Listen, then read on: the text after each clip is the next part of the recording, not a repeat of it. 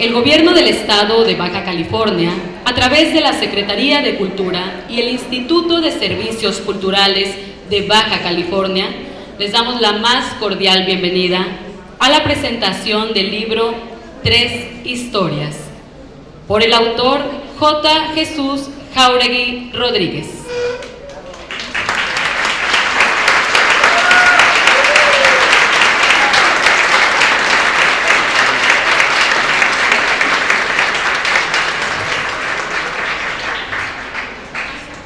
Lo anterior en el marco del 23 Festival de Octubre, Diversidad Cultural e Inclusión, Territorios de Igualdad.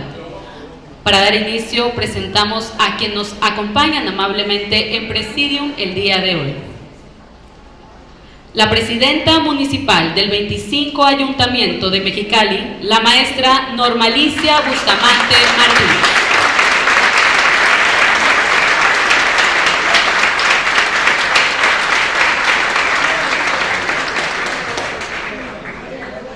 El autor del libro Tres Historias, J. Jesús Jáuregui Rodríguez.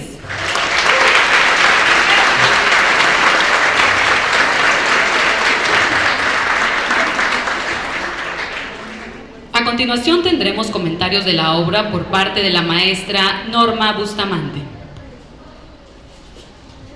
¿Cuánta gente, Jesús? Normalmente a las presentaciones de libros van 10, 15. Pero, ¿cuántos serán? Pues es que es un escritor. Él es, y yo quiero otro aplauso fuerte para el maestro Santillán.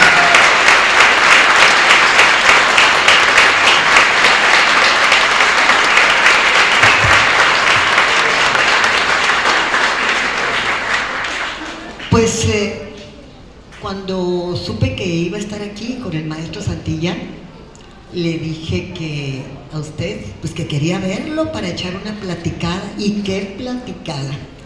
Resulta que nos conocíamos de viejos tiempos, trabajamos en el Valle de Mexicali como maestros, surgieron tantas cosas, pero en aquel tiempo, Jesús, yo te veía de lejos, te escuchaba hablar y todo.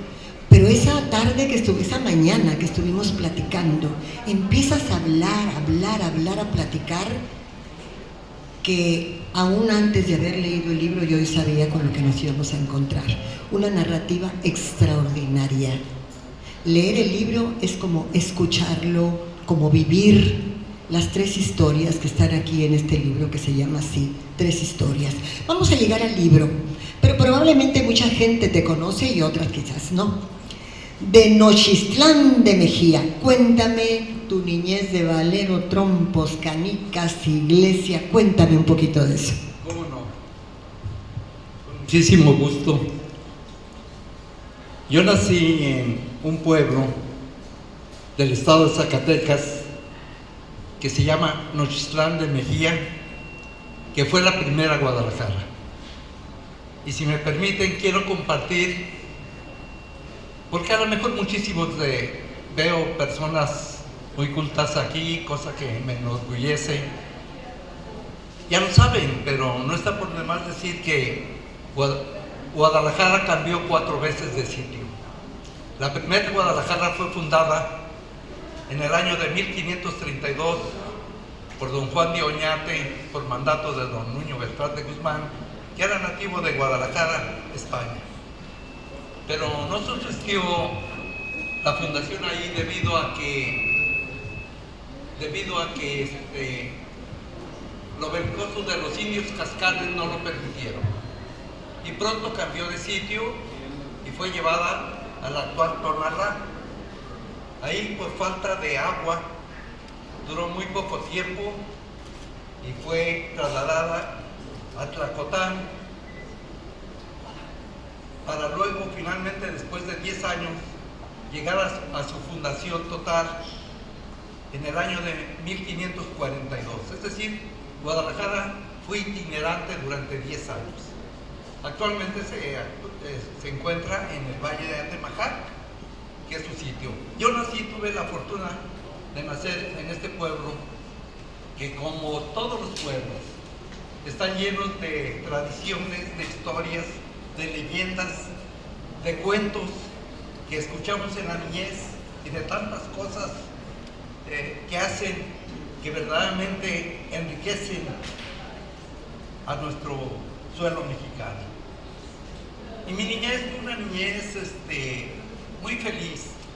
Mis padres, mi padre dedicado a la crianza de ganado, mi madre maestra, que es la primera que narramos aquí, una hermosa mujer que supo criarnos a 7 hijos.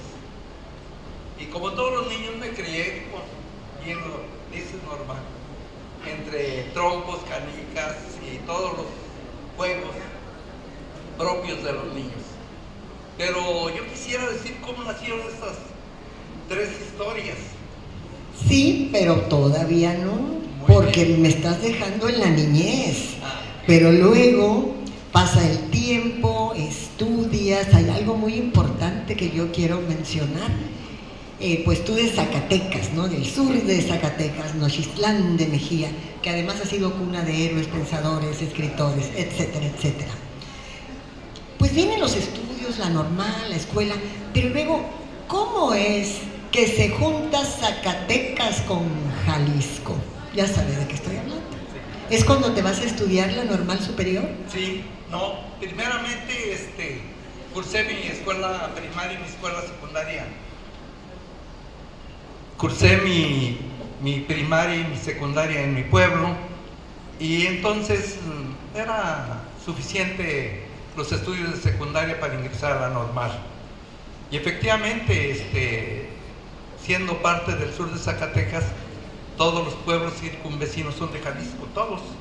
Está Tepatitlán, y luego está Yagualica, y luego está Mexicacán, y luego se llega a Nochistlán para seguir por Teocaltiche, Jalisco de vuelta.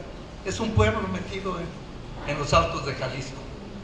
Y llega la convocatoria para estudiar en la normal, el Centro Normal Regional de Ciudad Guzmán, Jalisco, que, motivado por el plan de 11 años que fundó el doctor don Jaime Torres Bodet para combatir el analfabetismo, abrieron 2 centros muy grandes de normales, uno en Iguala, Guerrero, y el otro en Ciudad Guzmán, Jalisco.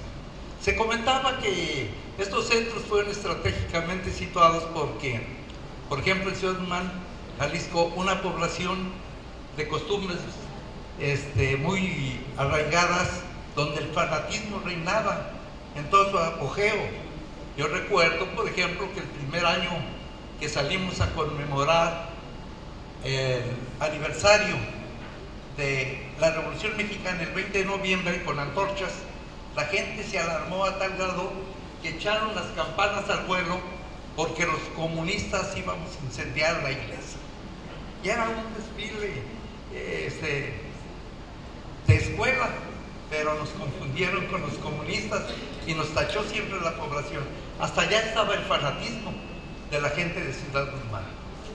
Una cosa que combatimos, y que con el tiempo la población se fue dando cuenta que éramos gente noble, éramos gente estudiosa, éramos buenos, en pocas palabras, que no íbamos a atacarnos.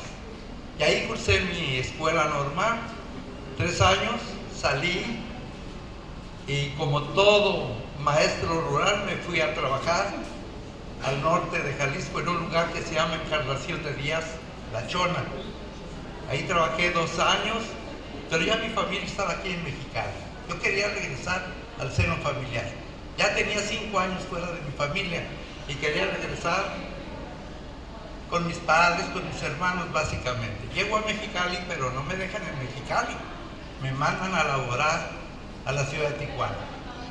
En Tijuana laboro 3 años, pero al mismo tiempo, pues con el deseo de seguirme preparando, me voy a estudiar la normal superior a Guadalajara.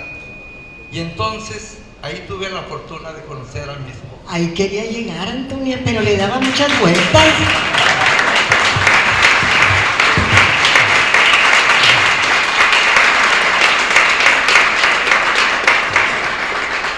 dos estudiamos lengua y literatura española. La vi, yo dije, ella va a ser mi mujer. Yo la escogí. Es la verdad. En realidad es al revés, pero dejemos lo que crean. Sí, y entonces, pues yo le dije, ella es de la parte sur de Jalisco, de un pueblo mágico también, como lo es Nochistlán, que se llama Mazamitla. Entonces, pues le dije, mira, si te vas a casar conmigo, nos vamos a ir a Mexicali, en donde vas a encontrar un paisaje muy diferente al que conoces, un clima muy diferente al que estás viviendo. Allá es una ciudad calurosa, es una ciudad que está en el desierto, pero como el amor es grande, se decidió y se vino. Sí, y entonces nos casamos, y ya una vez casados, pues empezamos a procrear a nuestra familia. 4 hijos. 4 hijos. Él es maestro, como lo ha estado narrando. Aquí podíamos estarnos hablando toda la noche, pero lo que quiero dejar sentado es que ser maestro es, mejor lo dejamos así, es muy difícil explicarlo. Los que somos maestros, creo que aquí hay muchos, sabemos de qué estamos hablando. Pero no solamente es maestro, sino que es un apasionado de la literatura. Hace rato, vamos a entrar ahorita a hablar del libro, pero hace rato me comentábamos ese fragmento de discurso que dio nuestro gran premio Nobel Octavio Paz en tu tierra, sí, en Zacatecas. Sí, que está maravilloso. ¿Por qué no lo lees? Con muchísimo gusto. Es que quiero compartirlo con todos los asistentes aquí, porque de alguna manera en el Congreso fue el día, permítanme para no mentirles, el 7 de abril del 97 se realizó un Congreso Internacional de la Lengua Española en la capital, en Zacatecas, y estuvo presidido precisamente por don Octavio Paz, nuestro premio Nobel. Y yo extraje una parte, no es muy largo el discurso, que pues no podría aquí mencionarlo todo. Entonces traje un pequeño fragmento de este discurso que con gusto voy a compartir con ustedes, sobre todo porque habla de algo muy vivo, que es nuestro lenguaje, con lo que nos expresamos, con lo que nos damos a conocer, nuestras vivencias, nuestras experiencias, nuestros sentimientos. Y dice así: el lenguaje está abierto al universo y es uno de sus productos prodigiosos, pero igualmente por sí mismo es un universo. Si queremos pensar, vislumbrar siquiera el universo, tenemos que hacerlo a través del lenguaje, en nuestro caso, a través del español. La palabra es nuestra morada, en ella nacimos y en ella morimos. Ella nos reúne y nos da conciencia de lo que somos y de nuestra historia, acorta las distancias que nos separan y atenúa las diferencias que nos oponen. Nos junta, pero no nos aísla. Sus muros son transparentes y a través de esas paredes diáfanas vemos al mundo y conocemos a los hombres que hablan en otras lenguas. A veces logramos entendernos con ellos y así nos enriquecemos espiritualmente. Nos reconocemos incluso en lo que nos separa del resto de los hombres. Estas diferencias nos muestran la increíble diversidad de la especie humana y simultáneamente su unidad es esencial. Descubrimos así una verdad simple y doble. Primero, somos una comunidad de pueblos que hablan la misma lengua, y segundo, hablamos de una manera, entre otras, de ser hombre. La lengua es un signo, el signo mayor de nuestra condición humana. Eso lo dijo don Octavio en este congreso. Lo comparto con ustedes. Y fue en ese congreso, fue en ese congreso, ¿te acuerdas? Aquel escándalo cuando Gabriel García Márquez dice que vamos a eliminar los signos de puntuación, porque el lenguaje mismo, en la articulación de las palabras, no lo requeriría. Era un escándalo literario, ¿no? Ah, sí. Pero así bueno, fue. finalmente no, la coma, el punto, punto y coma. Sigue, sigue. Vamos a hablar ahora del libro Tres historias.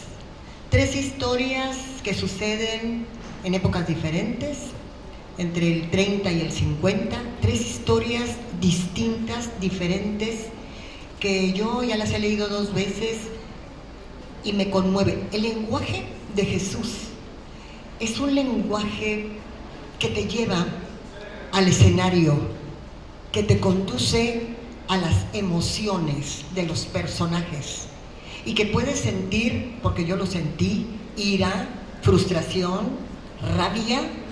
También hay otros momentos. La última de las historias tiene toques de erotismo muy, muy bien hechos. Todo lo sientes. Ese es el lenguaje maravilloso de Jesús Santillán. Vamos a hablar de las huertas. Esa historia realmente, no sé si decirle espeluznante, donde el papel de Cholita juega un protagonismo central, a pesar de que hay muchos personajes. ¿Me la cuentas? Con mucho gusto. Esta historia, la primera, no sé si, no quiero cansar este auditorio tan magnífico, pero debo de decirlo, cómo surgieron las tres historias. Yo atravesé por una situación muy difícil en la pandemia, que me vi al borde de la muerte. Yo pensé que no regresaba. Sin embargo, la providencia quiso que siguiéramos en este mundo. Y estuve, después de haber estado internado, de haber estado entubado, y gracias a la providencia y a los cuidados de mi familia, que no tengo con qué pagarles, pude seguir adelante. Pero sentí que yo me estaba, porque duré 3 meses en cama, sin fortaleza, sin voluntad, atravesando por algo que no se lo deseo a nadie. Entonces dije, ¿pero qué estoy haciendo? Si sigo aquí, mi cerebro se va a oxidar. Tengo que pensar en algo, tengo que crear algo, porque esto no es posible que yo sea un inútil tirado en esta cama. Y entonces empecé a recordar pasajes de mi infancia. Estas 3 historias son pasajes de mi infancia y de mi juventud. La primera me la narró, o nos la narró varias ocasiones a mí y a mis hermanos, mi madre, que en paz descanse. Ella fue maestra rural en un momento muy difícil de la vida de México, cuando la Revolución Cristera estaba en su apogeo. Y ella vivió esta tragedia y la narraba con tanta pasión que después de tantos años nos emocionaba escucharla. Y la recordé, y algo que lamento no haber escrito en vida de ella para habérsela leído y que la haya escuchado. Seguramente ya la escuchó. Ya la escuchó, ¿verdad, Norma? Así es.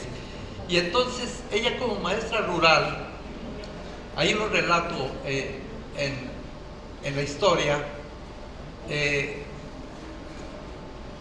vivió esta tragedia en una kermés escolar, como tantas kermeses hay todavía en las escuelas.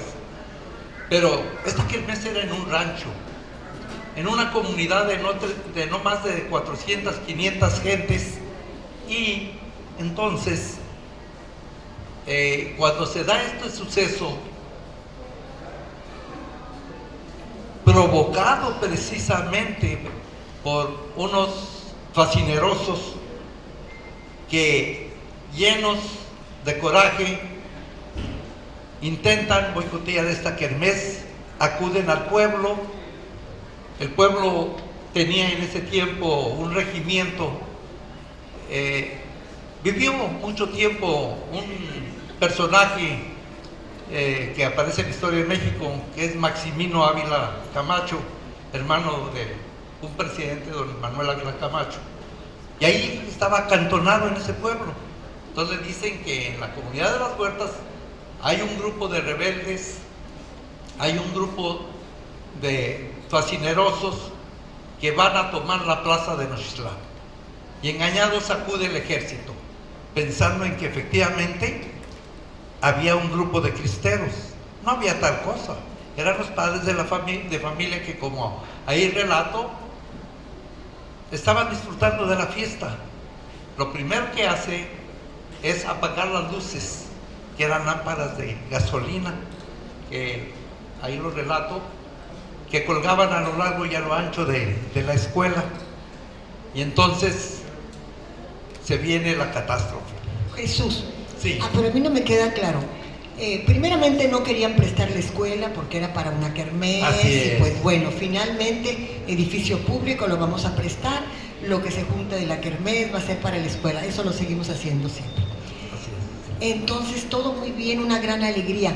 Pero ellos, que estaban llenos de pánico y pensando, creían que ese ruido que venía de la kermés, ahí se estaba gestando el brote revolucionario. Ajá, Sí, eso pensaban. Eso pensaban. Pero entonces cuando llegan ahí y ven a los niños, los puestos, Cholita, que era la del registro civil, cazando a los niños, ¿por qué disparan? ¿Por qué atacan? ¿Se llenaron de miedo, de pánico, confusión? ¿Qué fue? Ellos creían. Aquí traigo un pequeño fragmento. Me gustaría que lo leyeras. Si me permite, con mucho gusto lo hago.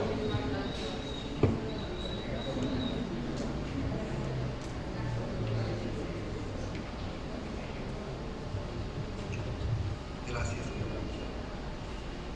Dice este fragmento de las huertas, por lo que me acaba de comentar la maestra Norma.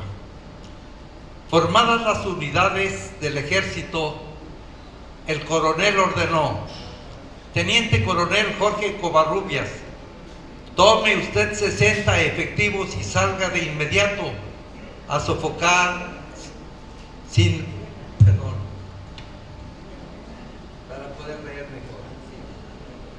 miramiento alguno a estos fanáticos rebeldes y regrese a dar parte con el éxito debido.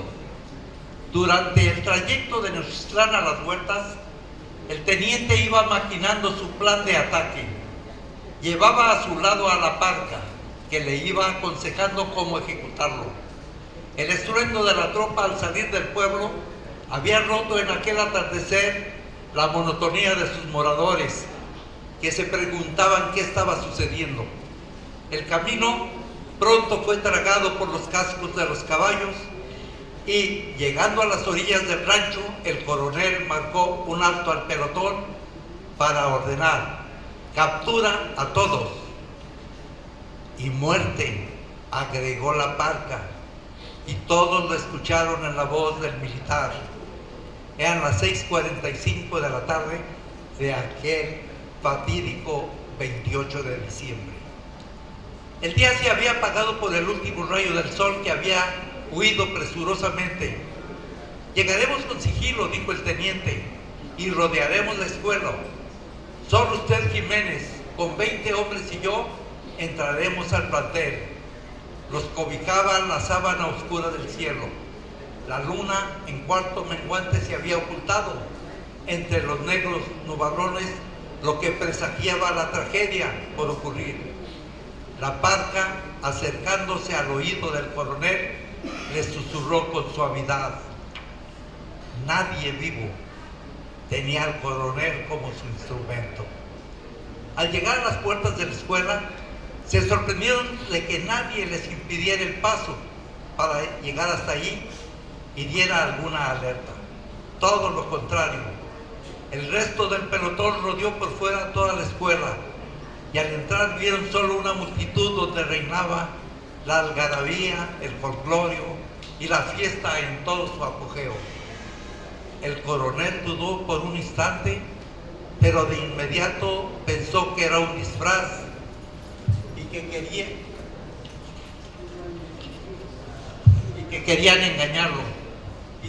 Y volviéndose a su plan, les dijo a los suyos que apagaran todas las luces, que eran las lámparas de gasolina colgadas en las paredes de toda la escuela, y otras en hilos y mecates que atravesaban a lo largo y ancho el centro de esta. La kermés era una auténtica fiesta. Habría gran algarabía, música de un quinteto de cuerdas y baile de sones y jarabes.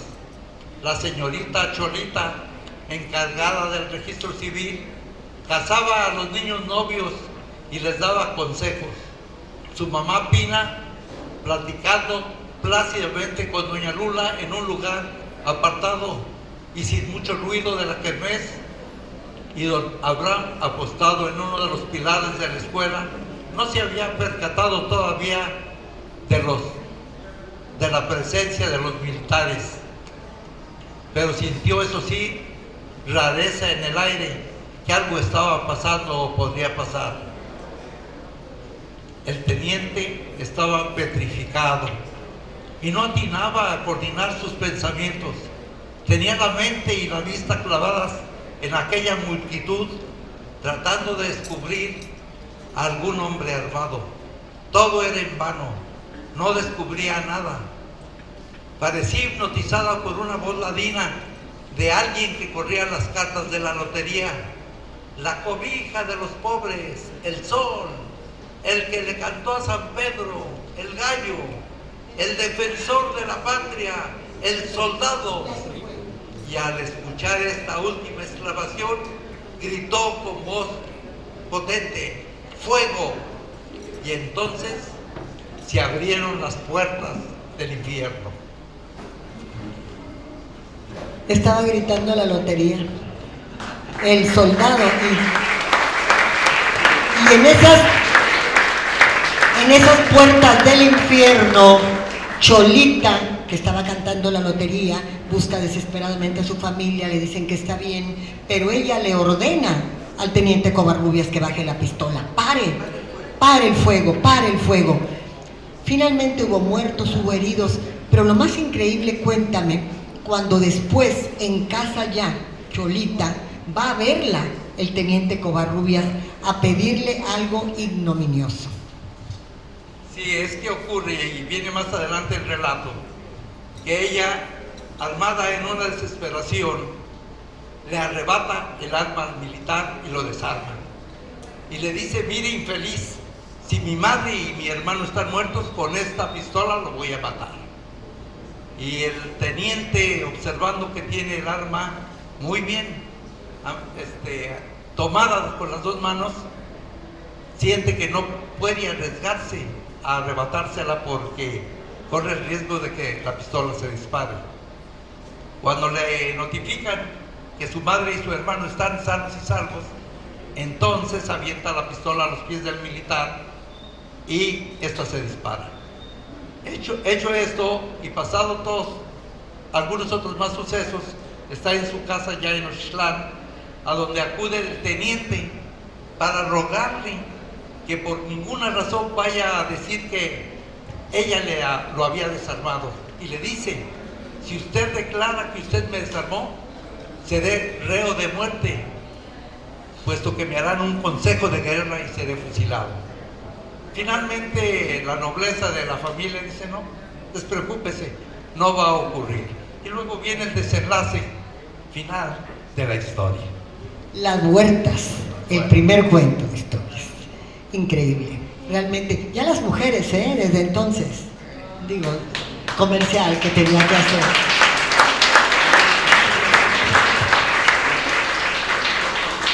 El segundo cuento, Semana Santa, pues es algo totalmente distinto.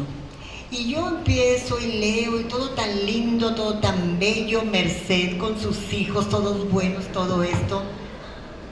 Y creen en Leocadio, y Leocadio, todo, señor, ¿no me lo quieres contar? Sí. En Semana Santa, esta historia me la relató un compañero de la secundaria, y fue un suceso, y nos lo contó a dos compañeros, a otro compañero y a mí, y nos pidió que nunca lo comentáramos. Es la historia de un personaje que era un cacique en el pueblo, que gozaba de fama y de fortuna, y por lo tanto, al gozar de fama y de fortuna, pues hacía y deshacía, imponía a las autoridades y demás.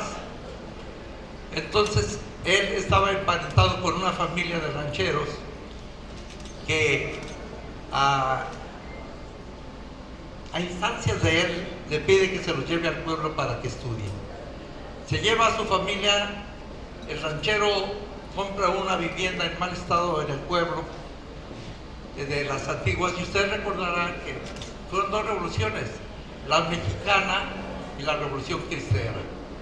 Entonces, en estas revoluciones era muy común, era muy propio que las gentes ocultaran sus tesoros, sus dineros, sus fondos pecuniarios en algún lugar, puesto que llegaban unos, asaltaban, lo robaban, luego llevaban otros, según el bando en que estuvieran.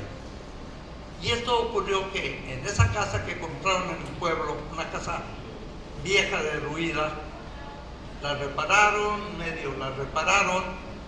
La hija mayor era la que se encargaba de cocinarles a sus hermanos. Entonces, cocinando en una ocasión, quienes conocen la historia de los pueblos, era muy común los fogones en la cocina, hechos de piedra y lodo. Ella estaba cocinando en la cocina y atizaba con los leños, y los leños no levantaban la llama. Atiza con mucha fuerza el fogón, y cuando atiza siente que toca algo. Preocupada o sorprendida, vuelve a atizar con el otro leño y se vuelve a hundir el otro leño. Entonces dice, ¿qué pasa aquí? Tocó algo. Y sale al patio de la casa, toma un cubo de cuero con agua, va y lo trastorna y apaga el fuego incipiente que empezaba.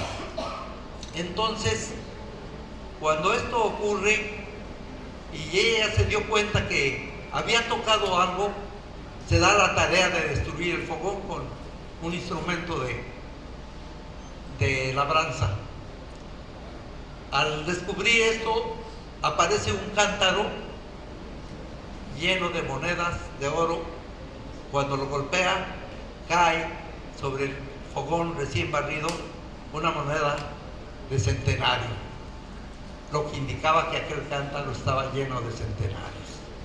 Pero luego viene todo lo demás, ¿verdad? En breve, es la parte capital de la historia. ¿Y el traidor, Leocadio, que parecía bueno? El traidor. Corre la leyenda en Nochixtlán que el señor, porque fue descubierto ante el pueblo, le volteó la espalda después de haber sido una persona muy prestigiada, y la leyenda dice, don Leocadio González, hoy en día su vivienda está abandonada, todavía existe esa casa, y tal como la describo yo allí en Semana Santa, así está la casa. Pero el señor, cuando se vio que había sido olvidado por el pueblo, murió aborrecido por la gente de Nochixtlán. Y ahí menciona una frase que dice, acuérdense que el pueblo chico, infierno grande. El pueblo era una hoguera después de esto. Y la leyenda dice que todos los viernes de Semana Santa, después de dar las 12 campanadas del reloj de la iglesia, se ve aparecer a un vejete muy bien vestido, que sale de esa casa con un bulto cargando y se pierde en la oscuridad de la noche. Eso lo dice la leyenda. Sí. Pero hay que leerla es toda. que ustedes pensarán, bueno, ¿para qué no están contando toda la historia? ¿No que lo vamos a leer? No, leerlo es otra cosa. Leerlo es otra cosa, es estar allí. Pues finalmente llegamos al tercer cuento, que no tiene nada que ver. Rosa Isabel, tan seriecita que se veía, se le apareció el zarco y... Así es. ¿Qué pasó allí, Jesús? Así es. Voy a leer un fragmento del zarco porque creo que vale la pena. Y efectivamente es muy diferente, pero debo decir en honor a la verdad que el zarco, las tres historias son verídicas, ¿eh? Los personajes que mencionan ellas son los nombres reales que vivieron. Yo tuve la fortuna de conocer muy niño al zarco, que era un arriero que se distinguía por su recua, de mulas que manejaba, y nos llamaba la atención a todos los niños porque a un chasquido de látigo manejaba su atajo de mulas. Entonces, pero tenía otras virtudes, o otras cualidades, o otros vicios que aquí menciono. Y leo un pequeño...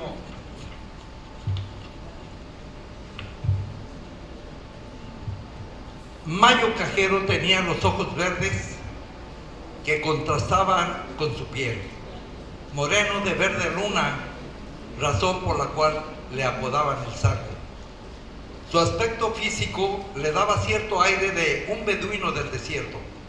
Un día, al estar vaciando unos sacos de maíz en la tienda de don Lencho, se dio cuenta que por detrás del mostrador Rosa Isabel lo observaba fijamente y sus ojos glaucos se encontraron con los de ella en una mirada prolongada. Dicen que a veces las miradas besan el alma, y ambos sintieron un sobresalto inesperado. El día le pareció su mejor amigo, pero a la vez eterno, pues deseaba con ansias que pronto llegara la noche. Se fue a su casa, cambió sus ropas de trabajo por ropas limpias, lo que causó extrañeza a su joven mujer. ¿A dónde vas, Mayo?, le preguntó. Unos amigos me esperan, y sin decir más, salió apresuradamente de su casa. Se dirigió a la calle Mejía, donde vivía Rosa Isabel con su hija de solo 3 años. Al pasar frente a la ventana, pudo observar que una de las hojas estaba disimuladamente entreabierta, cosa que le llenó de entusiasmo. Llegó hasta la esquina de la cuadra y allí esperó con cierta cautela a que la oscuridad se apoderara de la noche. Esta sería su mejor cómplice. El tiempo pasaba lentamente, pero lo alentaban la hoja entreabierta de la ventana. Por fin, al filo de la medianoche, sus ojos verdes se iluminaron como relámpagos cuando observó que se prendió una luz para luego volverse a apagar. Así ocurrió 2 veces. Era la señal esperada.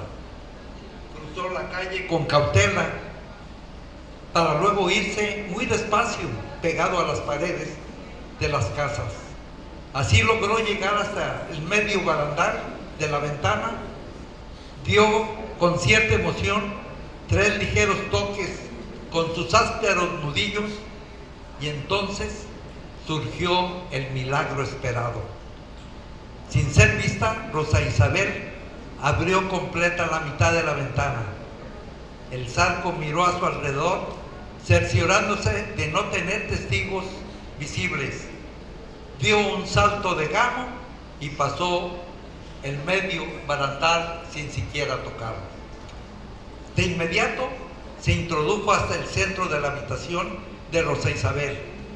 Esta, en medio de la oscuridad, empezaron a desalojarse de sus ropas, quedando totalmente desnudos. Él la tomó de las piernas y la llevó al regazo de su cintura, quedando abrazado por las piernas de ella. Ella pudo sentir cómo el fuego del cuerpo del Zarco la incendiaba, abrazada de su cuello, y pudo percibir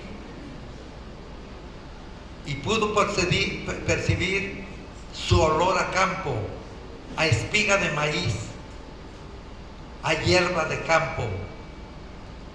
Sacó ella la punta de su lengua y probó el sudor seco del día con un sabor salado y agrio.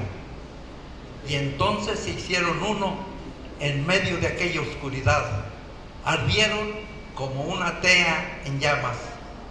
Al bajarla, ella lo tomó con la mano y con cálculo medido lo llevó hasta su tálamo con olor a limpio. El Zarco pensó: ella no es de otro, ella es mía, la había poseído, y eso lo hacía sentirse de su propiedad. Acostados, ella lo montó como montaba el Zarco a su mula torda, y empezó todo un ritual. Ahora ella lo pensaba suyo, lo dominaba con su ligero cuerpo que se mecía.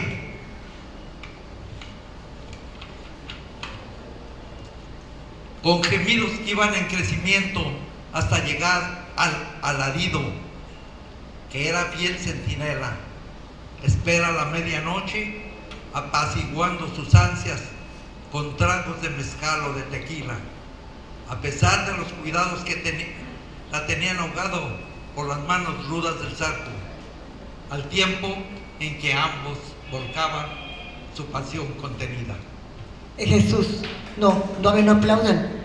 Déjenme leer 3 renglones cómo termina esto. ¿Cómo no? Porque hasta ahí parece que todo va muy bien, ¿verdad?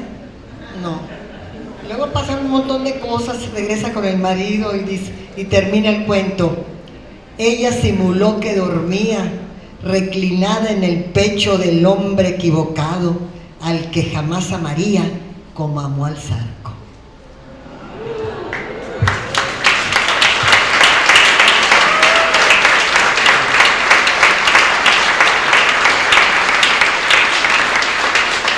Pues, ¿qué les puedo decir?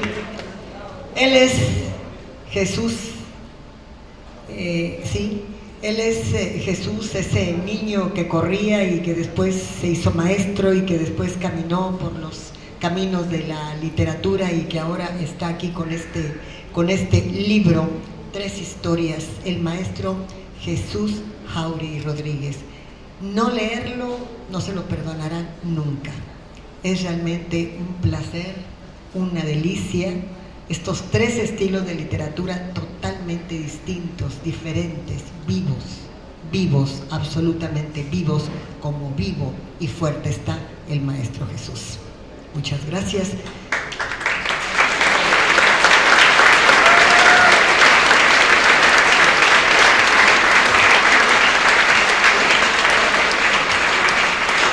Creo que lo que sigue es intervención del público. Ahora daremos espacio a las preguntas y comentarios. Si alguien de ustedes tiene algún comentario o pregunta, por favor de levantar la mano. Hola, buenas tardes a todos. Muchísimas gracias por compartirnos este momento. Creo que fueron historias hasta cierto punto muy personales y eso me lleva a preguntarle, al pasar de tantos años y tantas cosas que debieron pasar y que usted conoce mucho más que 3, ¿qué lo motivó a escribir o a elegir a estas 3? ¿Qué le hicieron especial a diferencia del resto de historias que tiene guardadas? Sí, efectivamente, nunca pensé en escribirlas, Tal vez fue mi paso hacia la muerte lo que me hizo reflexionar y decir, pues debo dejar esto de alguna manera. Debo decir con toda modestia y con toda humildad que este libro el año pasado lo presenté en Nochitlán, en donde afortunadamente pues fue muy bien comprendido por tratarse de personajes que la gente de Nochitlán ya conocía, ¿no? Y entonces, efectivamente hay muchísimas historias. Brevemente les relato una que también, a lo mejor la voy a escribir, de un personaje muy singular que vivía en Nochitlán, que le decían el Piplox, y era muy singular porque era hijo de un cura.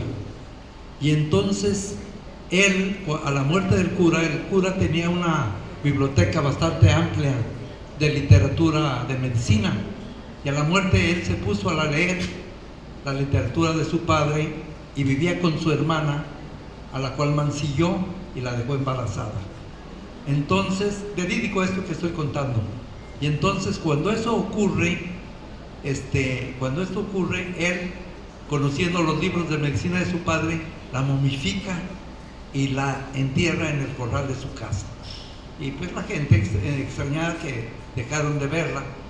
Y el personaje es tan célebre que, motivado, descubierto por la muerte de su hermana, ya antes lo había hecho, como era hijo de cura, él había acostumbrado y en los pueblos eran las misas muy tempranas, a las 5 de la mañana, y entonces él se metía a los confesionarios a escuchar los pecados del pueblo. Y pues así es que conocía perfectamente. Cuando cae prisionero se lo llevan a Zacatecas y por alguna razón de ahí escapa, y años más tarde decían que el Diprox lo habían visto confesando en la Basílica de Guadalupe y siguiendo la tradición, y ahí se perdió, pero es una historia también verídica. Y como esa tengo 5 o 6 más que me han dicho, pero pues alguien me ha dicho, ya no escribas sobre eso, cambia el tema de tu literatura, pero pues son recuerdos que quedaron muy bien señalados en la mente y que, como ustedes ven, con un lenguaje muy sencillo, lenguaje campirano, ¿verdad? Que se da en los pueblos. Yo lo relato sin ningún recato, ¿verdad? Pero pues esto es parte de la vida de los pueblos y lo hago con mucho gusto. Un comentario. Muchas gracias, muy buenas tardes, muchísimo gusto en conocerle. El mundo de las letras es muy interesante y siempre el proceso creativo creo que lleva a los autores de un lugar a otro. Me gustaría, siguiendo un poquito por la línea que nos contaba, ¿cómo fue su experiencia? ¿Qué lo motivó? ¿Y qué sentía o cómo era su proceso creativo cuando estaba recordando estas historias? Que bueno, usted comentó en algún momento, dijo, esto me dijeron que no la contara, pero igual la voy a contar, ¿no? Entonces, ¿cómo era ese proceso? ¿Qué pasaba en usted? Gracias. Sí, de alguna manera estas historias estaban anidadas en mi pensamiento y no habían salido a la luz. Ya lo dije, lo que me motivó fue el hecho de haber sentido, tener un escape, sentirme útil en el hecho de mi enfermedad para poder contar algo. Eso fue lo que me motivó. En realidad, a mí me ha encantado y he vivido de la literatura. Yo soy maestro de lengua y literatura española, como ya se mencionó por ahí, y entonces pues he leído, pero pues nunca, no me consideraba, le soy sincero a este selecto público, que no me consideraba digno, pero alguien muy conocedor que le dije, ¿qué te parecen? Me parecen magnífico y debes de publicarlas. Fue lo que me dijo una persona que por lo menos tiene 7 u 8 libros escritos, y le creí. Dije, bueno, pues si tú me lo dices, voy a hacerlo. Y eso fue lo que me encaminó a su publicación. Gracias. Sí, bueno, muy buenas tardes. Es un orgullo tener al frente nuestro a nuestra amiga Norma, presidenta municipal. Aquí estamos. Tenemos una plática pendiente. Tus auxiliares no me dejaron entrar aquella vez que me citaste, pero luego lo vemos. Bien, quiero centrarme en este asunto. Miren, es un orgullo tener a nuestro amigo Chuy Jauregui, porque así le decimos nosotros, Joel Mateos y su servidor, amigos mutuos desde hace como 60 años. El libro que se comenta de una manera atinadísima de parte de quien sabe mucho de literatura, como es nuestra amiga presidenta municipal, y su servidor, que también es de esa área de lengua y literatura. No voy a referirme al tema, a los detalles de las 3 historias. Esas historias ya las leí junto con mi amigo Joel Mateos, porque nuestro amigo Jesús hace meses nos la obsequió y nos la dedicó. Así es que simplemente decirles que en algún desayuno que tuvimos por ahí, que generalmente teníamos cada mes los 3 mosqueteros, le decíamos a Chuy que por qué no el libro ya le decimos obra nosotros, por qué no la difundía en un evento como este. Se lo decíamos y dijo que tal vez que le iba a pensar, y me da gusto.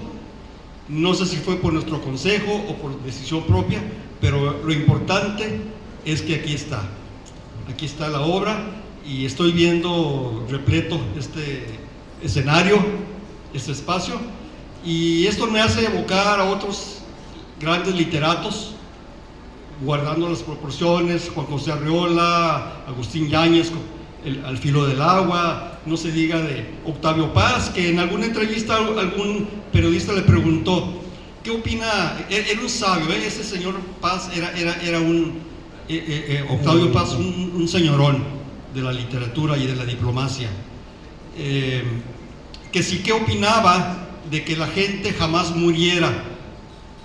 Y él, con una frase lacónica, dijo, sería terrible no morir.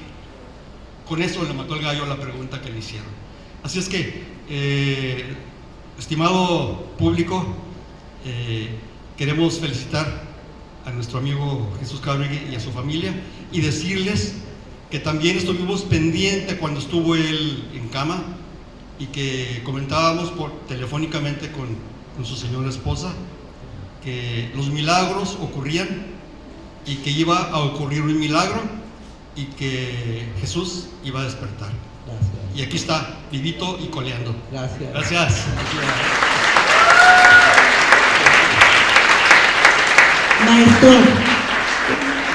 Maestro Alfonso, mencionó usted a Arriola.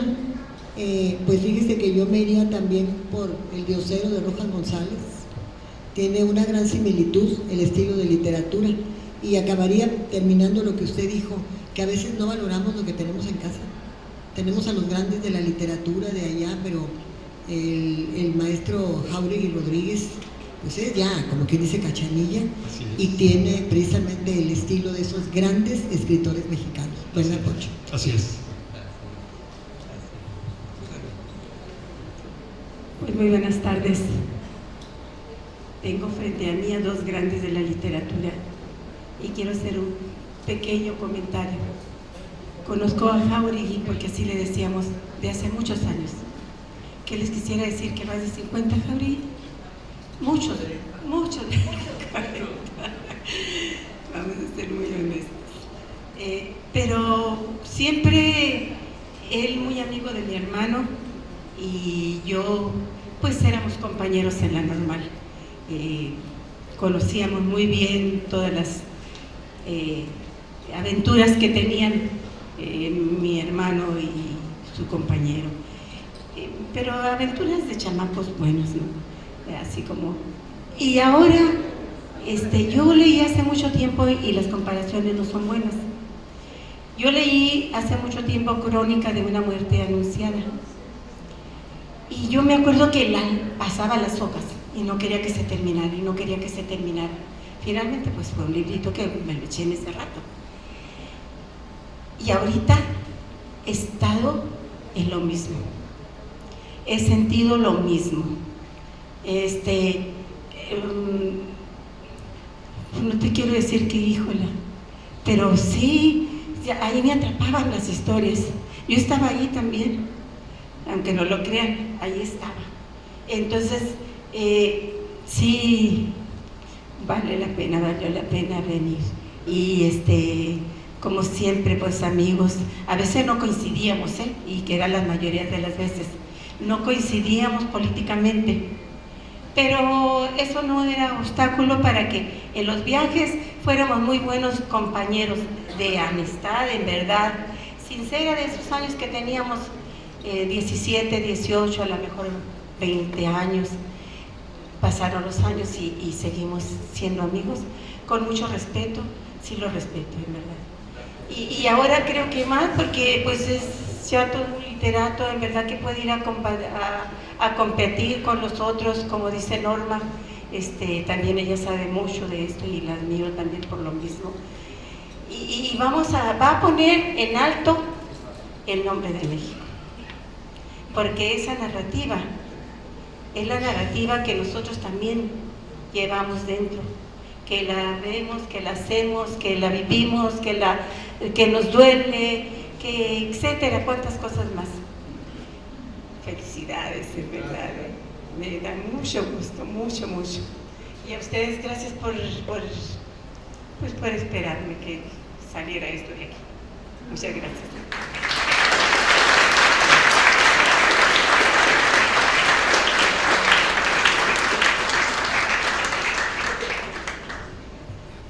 Muy buenas tardes a todos ustedes.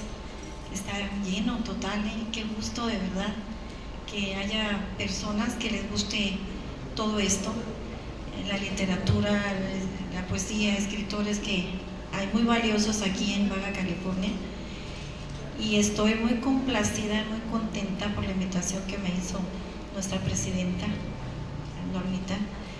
Y aparte también el gusto de conocerlo a usted, gran escritor, gran literato. Me siento muy feliz porque veo muchísima gente, veo caras conocidas que están aquí acompañándonos esta tarde. Y me da muchísimo gusto escucharlos, a nuestra presidenta que tiene una gran palabra, de verdad, la admiro. Es una persona que ha trascendido en todos los sentidos y ahora que la tenemos como nuestra presidenta municipal, que es un orgullo y la admiramos todos. Y a usted también, que la imaginación que nos mueve, un poquito lo vivido, un poquito lo que nos lleva a contar, que a veces ponemos un poquito más de lo que sabemos. Yo soy escritora, soy poeta también, y me da muchísimo gusto conocerlo, me pongo a sus órdenes, y yo quisiera que, como es siempre convocado aquí en nuestro estado de Baja California, que se presenten escritores, que se presenten poetas, que se den a la luz, porque todo esto nos guía a un punto, a la paz, a la sensibilidad, al amor. Yo siempre mezclo todo esto que nos lleva a un punto, el amor, la sabiduría, abre nuestra inteligencia, abre nuestro saber, nos expresamos, aprendemos a expresarnos. Entonces yo quiero que a todos ustedes, quienes sean escritores aquí, que por favor nos unamos en esta causa y expresemos todo nuestro sentimiento, todo nuestro sentido. Es un gran libro, es una gran obra. Muchas gracias que nos tiene usted toda su capacidad, su inteligencia, su talento a la luz, porque hay que darlo a la luz a las personas que nos lean. Hay de todo. Es que hay escritores que se enfocan a cierta línea, ¿verdad? Hay otros que a otra, al igual que la poesía también. Y para cada uno hay público, para cada uno hay lectores, para cada uno de nosotros hay personas que nos admiran, hay personas que nos quieren, hay otras que no. Pero pues así es esto. Lo felicito, le envío un abrazo de verdad, y un gran escritor, y al igual que nuestra Norma Bustamante, nuestra presidenta, nuestra dramaturga, porque para eso ella se las pinta, ¿no? Felicidades, Normita, es un gusto estar aquí. Muchas gracias por la invitación. Gracias a todos ustedes. Les envío un abrazo, quienes sean escritores, y hay que ponernos en contacto, ¿verdad?, para conocerlos. Buenas noches.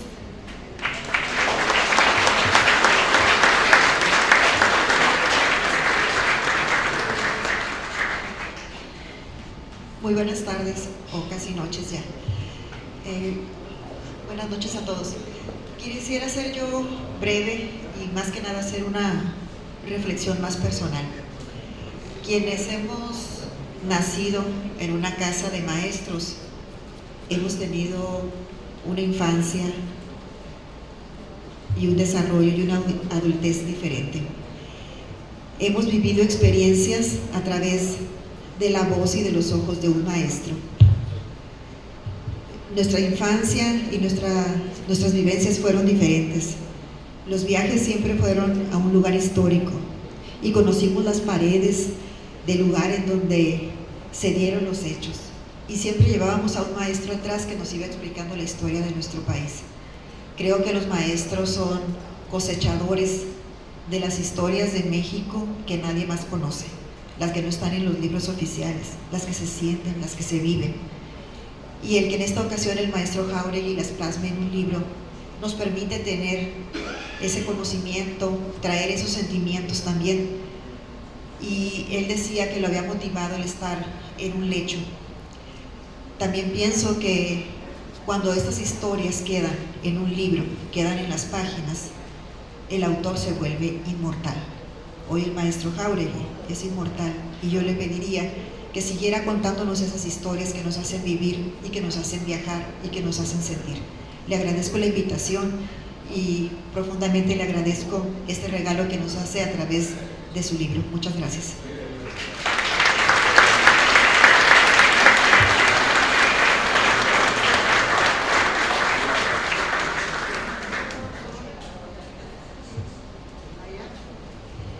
Buenas noches. Chuy, quiero decirles una cosa antes que nada. Jesús y yo somos egresados de la misma normal. Cuando egresábamos de la normal, nos íbamos a trabajar a lugares desconocidos. Incluso fundamos muchas escuelas y trabajamos en escuelas unitarias. Posiblemente algunos de ustedes ni siquiera conocen lo que eran escuelas unitarias. Es más, en la normal que estudiamos, nos enseñaban incluso que íbamos a dar clase en comunidades que ni siquiera sabían hablar español.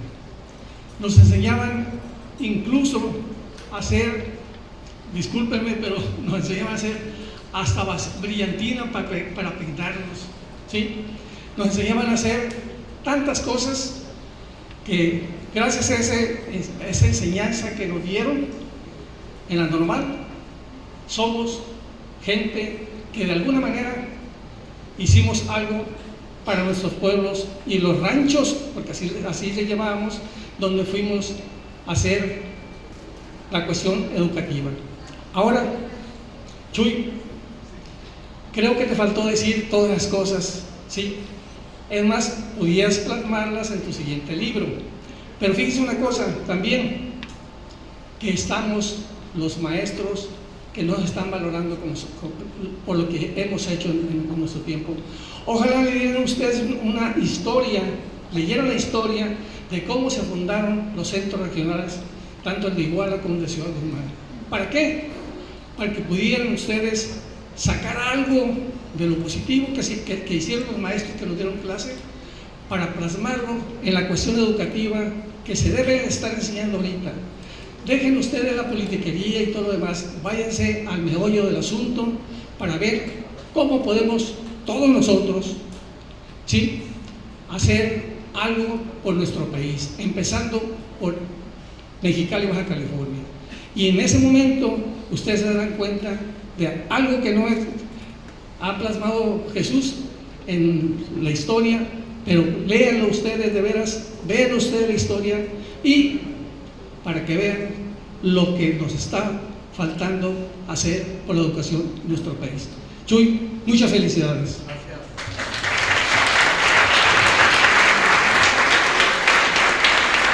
Tenemos un comentario más de este lado.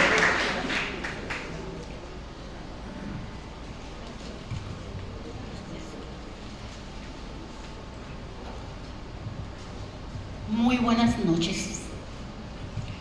Es admirable y reconocer la capacidad de estos grandes escritores que tenemos en esta sesión literaria. Mis respetos para el profesor Jesús Jáuregui. Trabajamos muy de cerca. Creo que supe traducir su pensamiento y apoyarlo en sus proyectos cuando se encontraba en el sistema educativo estatal, y su humilde servidora estuvo como coordinadora de asuntos culturales, cívicos y militares. Reconocer la capacidad literaria de la maestra Norma Bustamante. A Norma yo no la conocí ahorita. A Norma la conocí cuando llegué aquí a Mexicali en 1968. Ella ya era Norma Bustamante. Como en 1971, 72, ella y su inolvidable esposo nos honraban con su presencia en nuestra casa, que es la de ustedes. Y ahí escuché decir de parte de ella que iba a escribir y que tenía muchas cosas que escribir. Y yo me quedé pensando en que pues que yo también tenía muchas cosas que escribir, pero ella se me adelantó y me dijo que iba a escribir libros. Después pues nos da la sorpresa de que escribió su primer libro. Ella vivió rodeada de libros. Por doquier, por toda su casa, tenía libros. Digo, a mí no me consta, ella me lo platicó,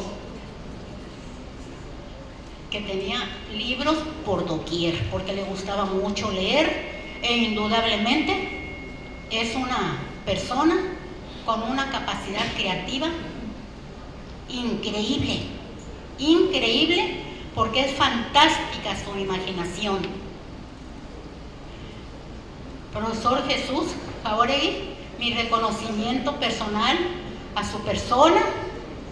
Quise, cuando estuve cerca de usted, descubrir sus perfiles, sus inquietudes, pero fue usted muy discreto. Fui compañera también de su hermano, profesor José Luis. El hermano del profesor fue inspector. Yo estuve ahí con el profesor José Luis como asesor técnico pedagógico y ahí tuve la oportunidad de descubrir el momento para pasar en limpio todos mis apuntes. Hasta el momento tengo escritos 7 libros. En el último libro, que se llama Memorias del Anochecer, ahí menciono al profesor y menciono al profesor José Luis, que en su momento van a leer una anécdota que tengo escrita del profesor, como resultados de los concursos literarios e interpretación del himno nacional. Muy bonitos recuerdos e inolvidables recuerdos. Maestro, profesora Norma, reciban de esta humilde escritora y poeta mi reconocimiento y bienvenidos al mundo de la creación literaria.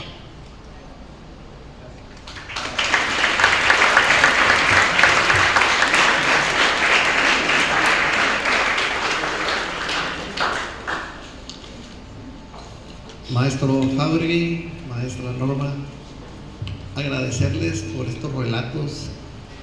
La verdad me hicieron a mí y creo que a muchos compañeros que están aquí volver a nuestra infancia, cuando nuestros padres, nuestros abuelos y tíos en esas noches de luna o de estrellas en el cielo nos contaban los relatos que pasaban en sus pueblos.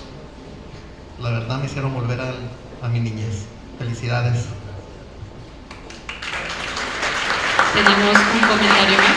Adelante. Buenas noches, Rodrigo Yantada. Lo felicito mucho.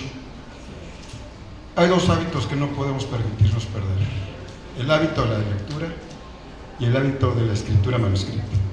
Hoy, con las tecnologías de la información, con la inteligencia artificial, puse atención, me encanta leer y evidentemente es una lectura ágil, es una lectura suave, es una lectura amigable, pero que nos permite algo muy importante que hoy se está perdiendo también: enriquecer el vocabulario. Lo he escuchado con atención cómo se ha expresado, cómo se expresa la maestra Norma Bustamante. Entonces yo me sumo a la petición que hace Elga, que nos siga enriqueciendo, porque es a través de esas historias que podemos fortalecer el valor de la lectura, que tanta falta nos siguen haciendo. Así que felicidades, maestro.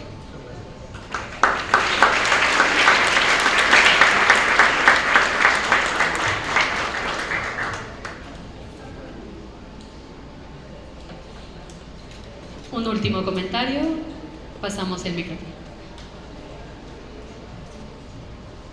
Buenas noches a todos, bienvenidos todos Amigos, me da mucho gusto ser amigo personal de Jesús Jauregui. Aquí está tu equipo de pedagogía. Aquí está Marín, aquí está Jaime, aquí está Natalia, aquí está Raúl, me falta alguien, y tu servidora Norma Arce. Muy breve para decir que pues es nuestro amigo permanentemente, porque nos estamos reuniendo, queremos mucho a la familia que él ha formado y la familia que formó con nosotros desde que estudiamos en el año 70 hasta la fecha nos reunimos.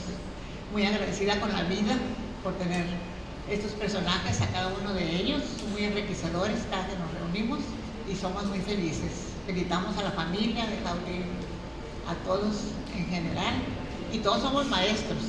Eso es muy importante, que Baja California ponga muy en alto a los maestros que tienen esas inquietudes, que pongan muy en alto la educación de las futuras generaciones, su léxico, su preparación. Yo recuerdo un comentario de la familia de Jauregui, que desde pequeños sus niños oían música.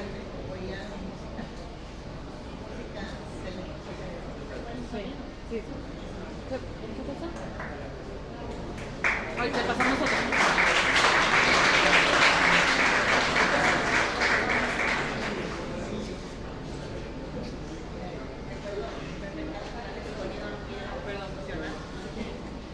Yo con la campera, ¿sí?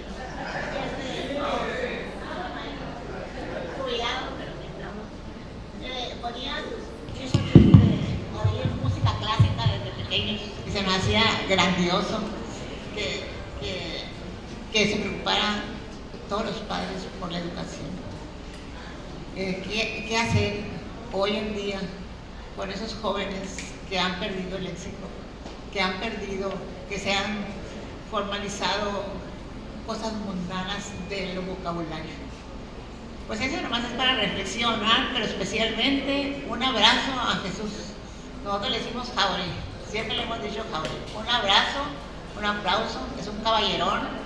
Dedicamos a su esposa, que es una gran mujer, a sus hijos y a nuestra compañera que también que estudió conmigo en la Normal de Educadores, Norma Alicia. Para mí no es presidenta, es mi amiga. Gracias a todos.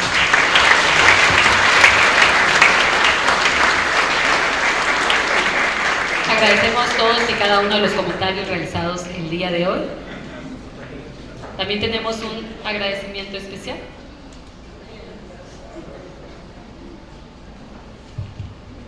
Adelante, maestro, por favor.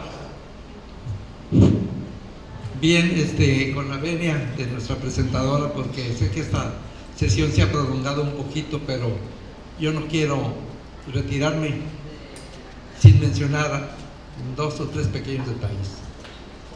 Sor Juana Inés de la Cruz, nuestra Sor Juana, en la respuesta de la carta atenagórica a Sor Filotea menciona una palabra y la vuelve a mencionar en el Divino Cordero. Esta es una palabra que alguien decía, a veces las palabras se van perdiendo y no debemos dejar de perder estas palabras. Y ella habla de la palabra fineza. Yo quiero agradecer la fineza de la maestra Norma, la fineza de todos los aquí presentes por haber acudido a esta reunión y agradecerles con el alma su paciencia. Y quiero rematar con un verso que es una primicia del maestro Carlos Pellicer, que dice así: la patria necesita de hombres, más hombres, que nos hagan ver la tarde sin tristezas.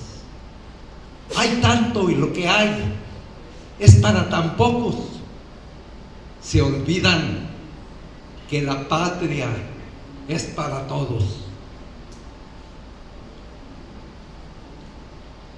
La patria debe ser nuestra alegría y no nuestra vergüenza por culpa de nosotros. Es difícil ser buenos. Hay que ser héroes de nosotros mismos. Gracias por sus atención.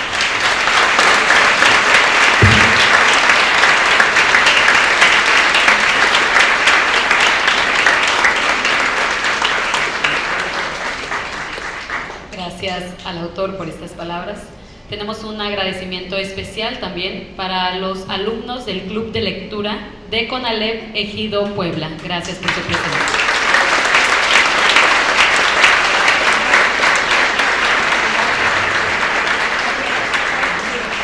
Antes de dar por terminado el evento protocolario del día de hoy, les pedimos permanecer en sus asientos para tomar la fotografía oficial. Adelante, fotógrafo.